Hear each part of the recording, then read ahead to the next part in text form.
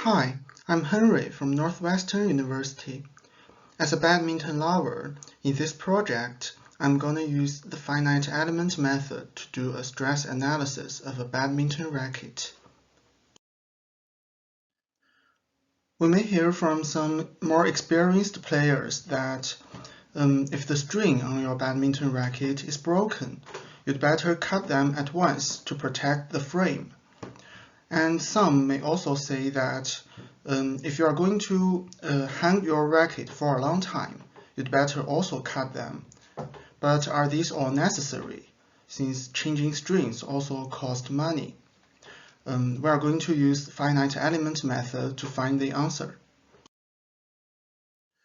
To do this, I'm going to build an elastic model of the badminton racket frame and load it with the forces by the strings. And then we remove the forces by the broken string and see what happens.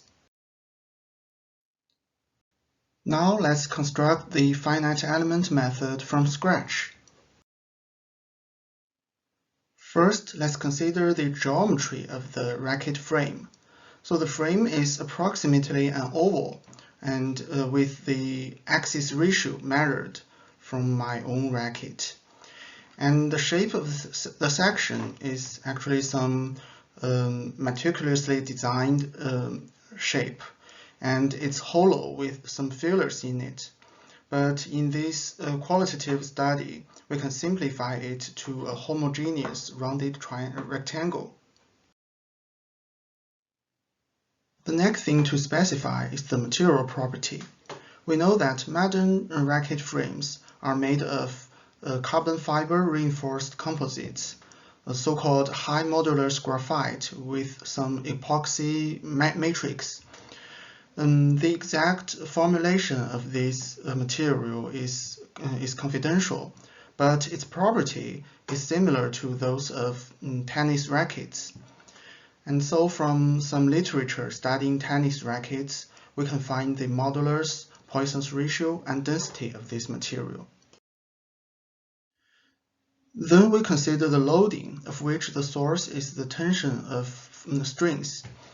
We cut the frame into several partitions, and on each partition we assign a horizontal or vertical or both directions of tension forces. And from experience, we know that a typical tension per string is 24 to 30 pounds, and therefrom we can calculate the tension force in Pascal. Since there is no volumetric locking or stress concentration issues in this scenario, we can use a simple linear hexagonal element to create the mesh, and it gives us a balance between accuracy and computational efficiency. With this all set, we can run the simulation now, and let's see the results.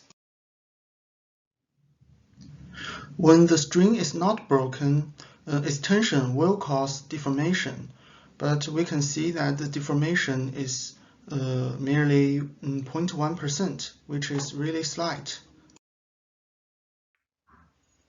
But when one of our strings is broken, we can see that the shape changes significantly, and the displacement is one order of magnitude larger. On the other hand, the maximum van Mises stress also doubles after the string fracture, and the stress concentration point, as is marked by the circles, also change. From the analysis, we find that the harm of a broken string have multiple aspects. It includes the deformation and the change of stress distribution. And note that although we only use one string as an example, if other string is broken, it is a different but similar story. And here comes the conclusions. We conclude this work by answering the two questions raised at the beginning. 1. Should the fractured string be cut? The answer is yes, if you want your racket to work for a longer time, because the change in deformation and stress distribution caused by a broken string is quite significant. And 2. Should we also cut the string when the racket is not to be used for a long time? Well, that is not necessary, since the original stress and deformation induced by the intact string is really slight, and you want to save your money. And we should note that this work could be made more complete by including more cases and scenarios, such as some old-fashioned materials of badminton racket or the fracture of a vertical string.